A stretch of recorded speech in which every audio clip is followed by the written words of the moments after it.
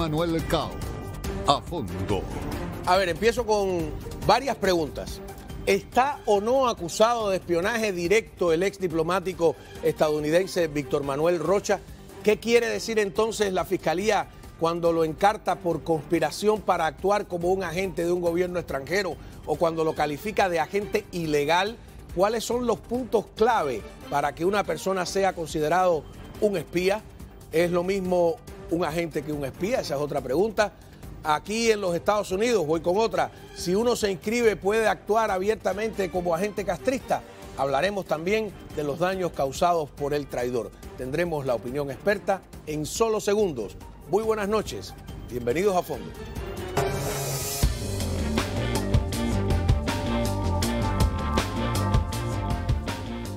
Muy bien, contamos con la opinión experta del capitán Enrique García, ex oficial de inteligencia. Muchas gracias, Enrique, por estar aquí con nosotros. Gracias a ti. Y además de eso, subrayo una cosa. Es realmente un placer estar en la compañía de mi querido y admirado amigo José Cohen aquí también. También, capitán José Cohen, ex oficial de inteligencia. Gracias. Gracias por estar con nosotros. Privilegio. Hice muchas preguntas para una sola introducción, pero vamos a ir paso por paso. Ayer se discutía aquí si cuando tengo pues aquí la acusación, cuando dicen que está o que se declara culpable, incluso se va a declarar, de conspiración para actuar como un agente de un gobierno extranjero y defraudar a los Estados Unidos, ¿podemos decir como periodista que está acusado de espionaje, sí o no?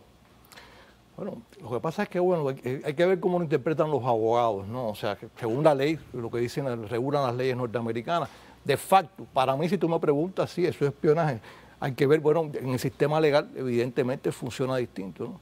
¿Cómo no? Y también, a ver, José Cohen, acusado de actuar como un agente ilegal de un gobierno extranjero, porque, y aquí me salta una duda, en el lenguaje de la inteligencia castrista, un ilegal, ustedes me dicen si estoy equivocado o no, es aquel que está con una identidad falsa, como 4 de los 5 espías de la red Avispa, ¿no? Pero eso es un oficial ilegal. Un oficial ilegal. Un agente ilegal es porque él operaba.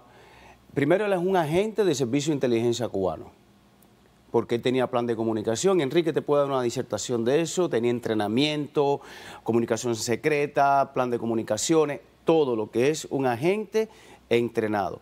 Y dicen que es un agente ilegal porque él actuó ilegalmente, o sea, no está autorizado para Estados Unidos. No porque está en el concepto, Enrique, del ilegal, del espía ilegal que está con identidad falsa. Son dos lenguajes distintos. Sí, porque es que no tenía ninguna identidad falsa, él era Rocha. Él era Rocha, claro. Él era Rocha. Ahora, Enrique ha dicho varias veces, y yo no sé si ya lo ha aprendido, que un espía o un agente es aquel que trabaja de manera secreta, sí, subordinada, consciente. ¿Cómo es? Consciente. O sea, él está consciente de lo que está haciendo. ¿Y cuál es la otra? ¿Era 4? De manera subordinada, consciente y sistemática. Sistemática. O sea, y lo más importante, faltó una palabra, secreta. Secreta. Un agente es aquella persona que trabaja de manera secreta, consciente, subordinada y sistemática para un servicio de inteligencia. Quiere decir, la agente es aquella persona que aceptó realizar un trabajo clandestino, secreto, porque es ilegal además. Ahora, o sea, hay otra cosa, y Enrique también te puede dar una cátedra de esto.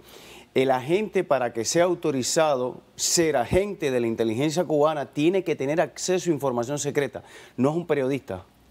Para eso existe otro tipo de relaciones de inteligencia. ¿Relaciones de confianza? Sí, puede ser relación de confianza, vínculo útil, puede ser cualquier otra cosa. Pero un agente es la persona que cuando tú le dices al jefe, vamos a reclutar a Rocha, ellos te dicen, ¿qué acceso a información tiene Rocha? ¿Él tiene acceso a información secreta o él es una persona de influencia en el Congreso, en el Senado? Aquí hay gente que hace mucho daño sin llegar a ser agente, públicamente. Porque no trabajan de manera secreta. Porque no tienen acceso a información secreta. No tienen acceso a información del gobierno, no tienen acceso a información confidencial. Un espía, por ejemplo, en el espionaje industrial, son personas que roban secretos.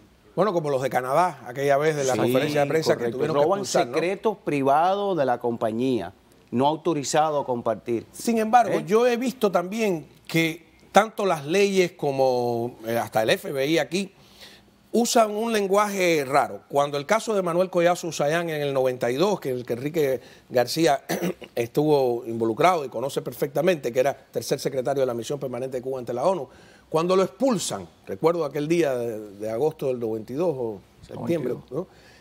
El lenguaje que usan es también muy raro. Dicen, le han dado 48 horas para que abandone el país porque se le probó que estaba haciendo funciones ajenas a aquellas para las que había sido acreditado. Mira cuántas vueltas para decir lo mismo, que estaba espiando. El lenguaje diplomático, en este caso, cuando se sabe, cuando el Departamento de Estado dice eso, es que es espía. Estaba haciendo espionaje, estaba haciendo una actividad ilegal en el país.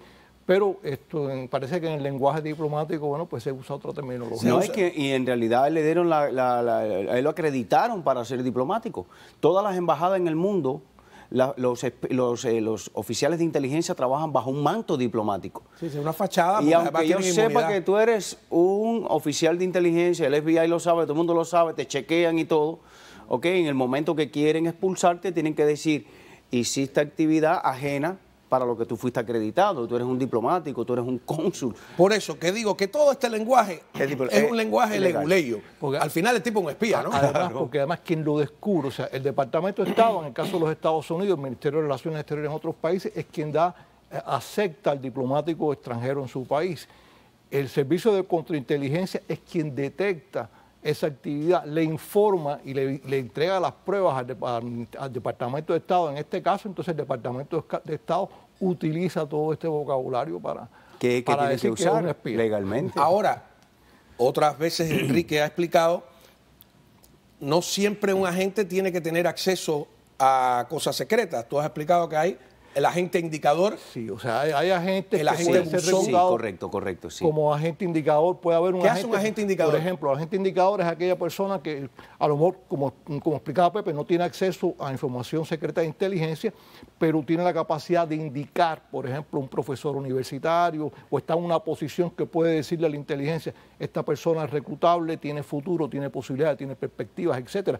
Hay, por ejemplo, el Departamento Ilegal de la Inteligencia recluta, viví ese trabajo, recluta personas en diferentes países que a lo mejor trabajan en un cementerio, en la oficina que expide los pasaportes, en la oficina que expide licencia de conducción. Esa persona va a realizar un trabajo ilegal porque se va a robar documentación, se va a robar evidencia, que como tal en sí no es secreta, pero el hecho de robársela ya lo está haciendo hacer un trabajo secreto, no, y él está consciente ilegal. Que está trabajando para el servicio de inteligencia. Exactamente. Sí, es muy importante a la hora de encausar a alguien si está consciente o no.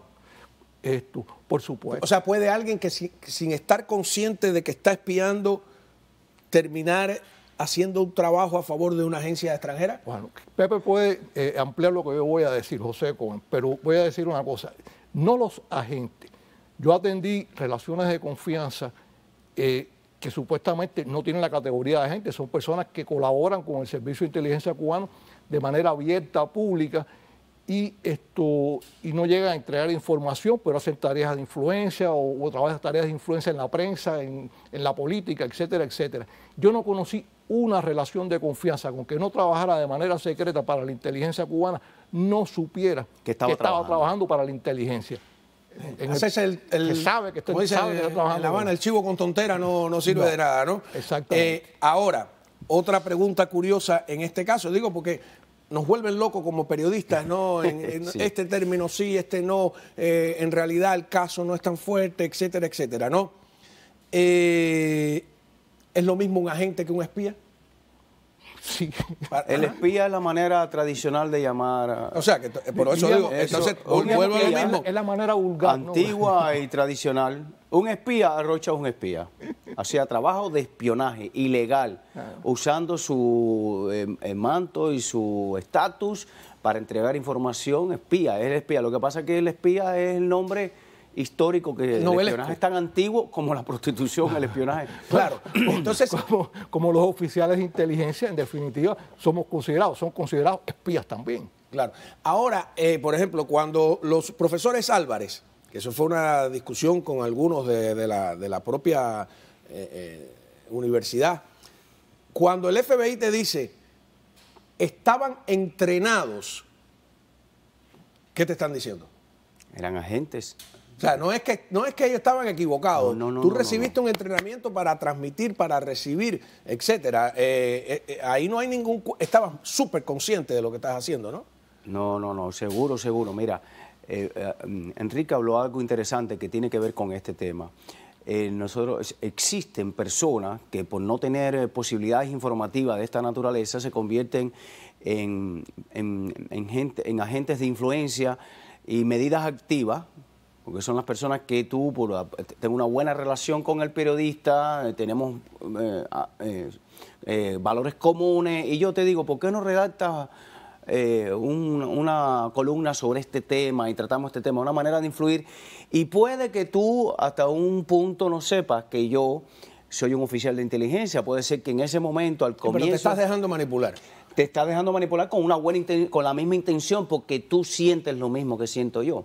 No, y agentes de influencia pública que no se esconden, que lo que hacen es hablar abiertamente a favor del régimen castrista, que esos son los más difíciles porque no tienes cómo arrestarlo. Aruca, aquí yo recuerdo una vez que en el Herald le escribí, le escribí una carta directa y el periódico no me quería poner porque yo decía, usted señor agente. Y entonces el periódico me dijo, no, y entonces yo le puse, bueno, pongo entre paréntesis de viaje. Él era un agente de viaje, ¿no? Sí. Digo yo, no sé, todo eso. Vamos cuando regresemos a preguntar exactamente eso a ellos, que son los expertos. ¿Se puede abiertamente ser un agente de Castro aquí sin que te encaucen? Volvemos. A ver, muchísimas preguntas en este mundo tenebroso y fascinante a la vez. Es algo curioso, ¿no? En el caso de Rocha. Vamos a ver nuevamente en pantalla de qué se le acusa, ¿no? Conspiración para actuar como un agente de un gobierno extranjero y defraudar a los Estados Unidos. Esto es lo que él ha reconocido, tengo entendido, y actuar como un agente ilegal en un gobierno extranjero. Aquí el término ilegal ya vimos que es otra cosa. Entonces me salta la pregunta. Si tú vienes y te inscribes y dices, yo soy un agente del gobierno cubano, ¿te puedes quedar aquí trabajando para el régimen castrista? Sí, o sea, hay un término, pero no es no obteniendo información secreta. Volvemos, eso sería espionaje. Registrarse como un agente extranjero es realizar lo que se diría en términos de Estados Unidos, lobby, o sea, hacer un lobby a favor de los intereses, influencia a favor porque ya no puedes engañar a nadie, eso, ¿no? En el caso de Cuba estamos aburridos de ver aquí en todas partes a gente que no está registrada, que hace influencia a favor del régimen cubano. Eso es una cosa, eso es lo que... A esos que abiertamente hacen un lobby a favor del régimen castrista, ¿se les podría acusar de no inscribirse como agentes extranjeros? Si se prueba que están recibiendo instrucciones del régimen castrista, sí, porque tú puedes hacer lobby en este país, tú puedes influenciar si vas y te registras en el Departamento de Estado. Pero ellos dicen que la libertad de expresión, por ejemplo, las congresistas que acaban de estar en Cuba... Porque ahí viene el problema, pruébale que está recibiendo órdenes de Cuba. Porque una cosa es que ellos hagan por su propia voluntad y su propia ideología, y otra cosa es que recibe instrucciones de un gobierno extranjero. Aun cuando no haya acceso a información secreta, aun cuando sea nada más para influir. Pero si ellos le pueden demostrar que ella está recibiendo orientaciones, instrucciones y para influir en la política de Estados Unidos hacia Cuba, y no es su propia voluntad, su propia condición ideológica, su propio sentimiento, Estados Unidos tiene derecho a reclamarle que está haciendo un trabajo sin estar legalizado.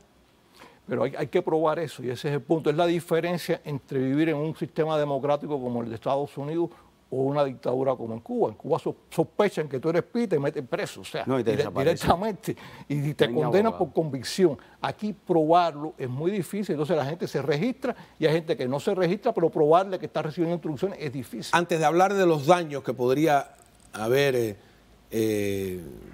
imagínate, debe ser innumerables, ¿no? Tú explicaste una vez otro tipo de agente, el agente correo. Dijiste algo como que podía estar alguien pasando la información, quería pasar información de Nueva York a Cuba y en vez de pasarla directamente, el agente correo estaba en Buenos Aires, llegaba allí. Y ¿qué es un agente correo? Bueno, el agente buzón. El término agente buzón. Agente buzón, disculpa. Es como se le llama. El agente buzón es una persona que puede ser cualquiera, más pasa desapercibida. Es una persona En el trabajo que, bueno, me tocó realizar a mí en países, por ejemplo, que no tenían centro de inteligencia, cuando no tenían relaciones diplomáticas con Cuba, era muy típico que los agentes en esos países tuvieran que usar agentes buzones en otros países, por eso conocí bastante casos y aquí se aplicaba también. Es una persona que se recluta, su única misión es en el correo de su casa o en el P.O. Box que está su nombre, recibe información, documentación, libros de parte de ese agente, que dentro de esos documentos vienen a su vez usando medios de inteligencia como pueden ser micropuntos, escritura secreta, etcétera, etcétera. Vienen informes de esos agentes que se envían a esta persona, a esta agente buzón lo recibe, por ejemplo, que está en Nueva York, se lo manda a un amigo en México, el amigo en México, que es agente buzón, recibe esa información de la gente que está en Nueva York y va y se lo entrega al oficial del Centro México que lo atiende y ahí se saca toda la información que está saliendo. Por la valija diplomática que la usan porque se supone que es inviolable, ¿no? Por la valija diplomática, parte, porque realmente la mayoría de la información valiosa no sale incluso por la valija, sale a través de los cables cifrados que van desde el Centro de la Inteligencia en México, en este caso, hacia La Habana. Mira, yo conozco un caso de pero fíjate que estos agentes tienen acceso a información secreta, porque ellos no roban secretos del gobierno, pero solamente decir, entrega la información en tal lugar, la información que yo te estoy dando es extremadamente secreta, porque ellos saben que están haciendo algo que es completamente... Aunque ellos no la hayan ni leído, ni sepan qué es, ya no, y nada más, y de hecho estás compartiendo con él la información de un agente. Sí, es como la droga, mira, llévame esta maleta, tú no sabes qué hay adentro. Solamente saber que se la tienes que entregar a alguien. Mira, aquí hubo un caso que había que recontactarlo. Se había perdido las comunicaciones y le mandaron un tipo a su casa con el plan de comunicación de seña y contraseña. El tipo le tocó la puerta. Era un agente buzón, pero date cuenta que estabas ahí. Ese hombre tenía conocimiento de que esa persona que estaba visitando era un agente del gobierno. No, y a Juan Antonio Aboy, ¿cómo se llama? Aboy, el buzo famoso de la red Avispa, el último capturado. Le estaba contando, yo tengo su expediente. Él no quería seguir trabajando con el régimen castrista. 4 que mirándose la cara lo abordaron y le dijeron, oye, ¿qué te pasa? Y lo volvieron a reclutar. Ahora, daños. ¿Tú tienes algunos datos, alguna sospecha de un daño concreto hecho por esta persona? Yo sí. De hecho, lo he hablado con él. Mi amigo Rolly fue detenido en el año 96, cuando él era el segundo jefe de la Oficina de Intereses en La Habana. Rolando Sarraf Trujillo, ¿estás hablando? Sarraf. Es el que intercambiaron durante el intercambio de Obama por... Sí, ese mismo. Y yo es altamente probable que este hombre haya tenido acceso a esa información. Y la razón por la que yo pude haber salvado mi vida fue me fui antes de tiempo. O sea, que tú crees que, porque ya vimos la demanda que ha hecho la familia de Payá, sí, aparentemente, y no acabo de entender qué es lo que pasa, pero aparentemente hay unos cables que este señor Rocha envía cuando estaba trabajando en el Comando Sur con información sobre Payá. Filtración de Wikileaks también. Ajá. Salieron, o sea, leí la información que son que los que están las copias de los cables parece, ahora falta que lo piden, pues bueno, fueron porque están en los cables que se filtraron. Los cables que venían de la embajada de Estados Unidos, o sea, de la Oficina de Intereses de Estados Unidos en La Habana, al jefe del Comando Sur. Claro, cuando todo lo de Assange, ¿no? Que salieron todos los cables. Exactamente. Ahí hay algunos cables donde hay... Hay uno, no, hay muchos. Se plantea que hay 2 años de comunicaciones, fue lo que yo leí. Yo no los he visto, pero la noticia dice que hay 2 años de comunicaciones. O sea, que podría hacérsele que es lo que han hecho. Se habla de varios reportes en los cuales se menciona para allá. Pero agregando a lo que dice Cohen, es importante, porque si vamos a decir por fecha, en esa fecha o por esa fecha también fue el deplorable y criminal derribo de las avionetas de los hermanos al rescate, donde ya hemos hablado... Él estaba trabajando en la Embajada de Cuba en ese momento. Exactamente, donde hemos hablado la mano de Ana Belén Montes en la DIA, en la inteligencia militar, estaba asesorando al gobierno norteamericano, diciéndole que Cuba no era un peligro, que Cuba envió una persona a verla a ella diariamente, a un oficial para verla a ella diariamente. En medio de eso, este señor estaba en La Habana. Entonces, ¿quién ayudó a la dictadura cubana a hacer el cálculo? A envalentonarse, a tener seguridad. De que Estados Unidos no iba a hacer nada. ¿Quiénes ayudaron? Bueno, parece que no solo fue Ana Belén Montes, puede haber sido este señor también. Mira, en el año 94, cuando yo vine para acá, que me pude escapar de Cuba, Rolando no estaba en Cuba. ¿Estaba dónde? ¿En Moscú? En Moscú. Por razones que no vamos a entrar ahora en detalle, él regresó, sus padres eran... Pero yo tengo entendido que tú le advertiste que no regresara. Son acuerdos. Es muy arriesgado que yo salga de Cuba, tú andes conmigo para arriba y para abajo, estés en Moscú y regreses a Cuba, te estás exponiendo a una situación. Pero aún así, quien podía haber explicado, dicho algo respecto a Rolando era yo, y no lo hice por años. Pero estas personas sí pudieron. Entonces, si ahora tú te pones a estudiar de qué manera ellos dieron con Rolly, de qué manera, este es una de las personas más sospechosas para mí, que yo no la tenía en mi panorama, a raíz de cuando ha sido detenido por el cargo tan importante, que tengo entendido que tenía acceso a esa información, a ese nivel de información. Entonces, claro, evidentemente pudo haberle costado hasta la vida. 20 años de vida, ¿no? No, 20 años, pero pudo haberle costado la vida. O sea, A un hombre. 20 años fue un milagro. 20 años Bueno, fue porque lo probablemente negociaron. por la posición del padre no lo fusilaran, ¿no? No, ellos no entienden nada de eso, no les importa. Oye, a Rolando lo detuvieron, le hicieron una trampa y lo detuvieron. El padre siendo coronel de la inteligencia. Y el padre no sabía dónde estaba el hijo.